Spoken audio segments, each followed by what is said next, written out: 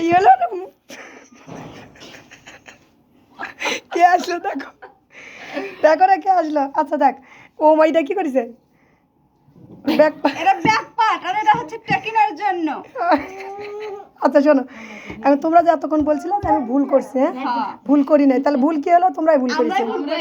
তোমরা ভুল বুঝেছো সেটা হলো যে ব্লাউজের সব সময় সামনের গলা ছোট হয় পিছন গলা বড় হয় তাহলে এই হলো ঘটনা আচ্ছা তাহলে এটা কি হলো এটা কি ফ্রন্ট পার্ট হলে তাহলে টেকিনের জন্য এখানে 1 ইঞ্চি তারপর এই পাশেও 1 ইঞ্চি হতে হয় এই সরি এই পাশে 1 ইঞ্চি এই পাশেও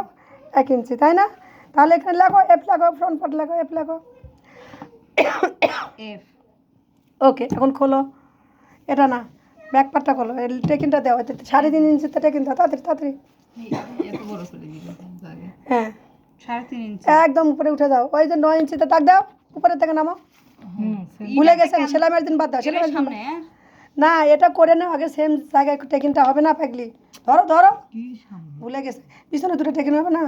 হ্যাঁ তো 9 ইঞ্চি দাও দিবেন ওতে যেটা এত টেকিনটা সোজা চলে আসবে পয়েন্ট করে হ্যাঁ 2.5 ইঞ্চি বাদ দিয়ে পয়েন্ট করো এখন নিচে নামো ওটা নিচে নামো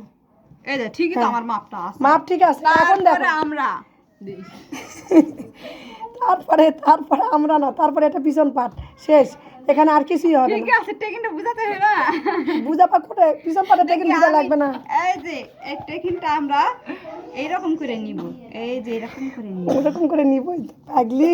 ওরকম করে নিব কিন্তু তুমি যদি বুঝাই দাও এই দেখো ধরো ধরো ইঞ্চি এই এখান থেকে এই পাশে ইঞ্চি এই পাশে ইঞ্চি নিয়ে তারপর টেকিনটা আমরা এইভাবে মুড়াই নিব